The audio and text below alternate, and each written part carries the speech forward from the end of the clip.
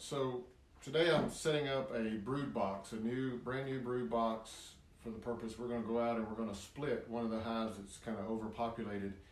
So I was putting together a new brood box here with frames, and in the frames I'm putting foundation comb.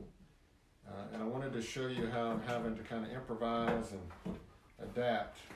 I wanted to show you the difference here between two different types of foundation comb. So if you want to zoom in here, Jacob. So this one here, well, first of all, this is foundation comb for it's for a shallow super, but this is mass-produced foundation comb. You can see how thin it is. You can see through it. It's very, very thin. I know you can't tell that on the video, but it's very, very thin. But you can see the wires that are in this foundation comb. And then at the edge, you can see the wires that they protrude out and they're actually kind of bent over, okay? Now I have here, this is foundation comb. This is from a local bee supply company.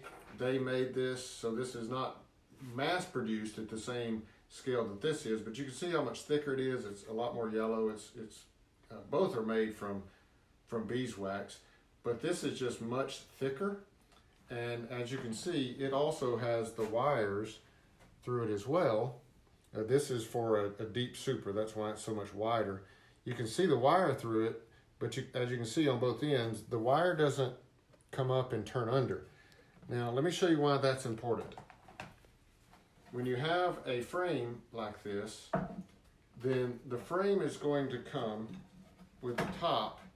It's going to have a little piece of wood here that you can break off, easily kind of just break that off.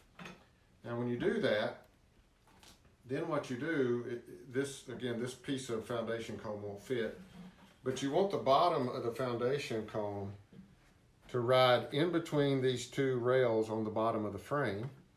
So you want the foundation comb to go in between those, and then it should be tall enough up top that it rests at the top like this, and see how the wire is turned under. Now when you nail this strip, you're nailing over those wires that are turned up, and that's what then holds or suspends that piece of foundation comb in the frame once you then put it in there.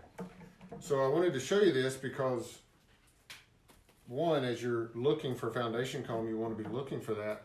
But also I wanted to show you a way to kind of adapt and overcome.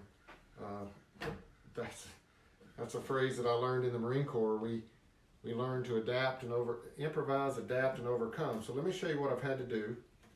Okay, so to adapt to this, each of your frames is going to have holes up and down the side of the frame here. And so what I'm using here, I'm using 2-inch finishing nails. So all you do is simply slide through those holes in the frame, and then you just want to alternate to either side of the foundation comb. So as you can see here, I've got 2 nails on this side and 1 nail on my side.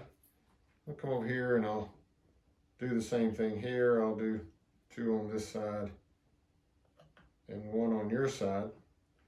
And what those will do now is those will hold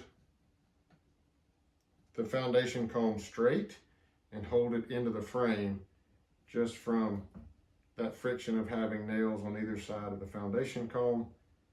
And now when I put it in there, it's straight and works just fine. So if you find comb and it won't quite fit, then you can utilize some type of nail or peg of some sort and those holes on the side of the frame, and you should be able to secure your foundation comb that way.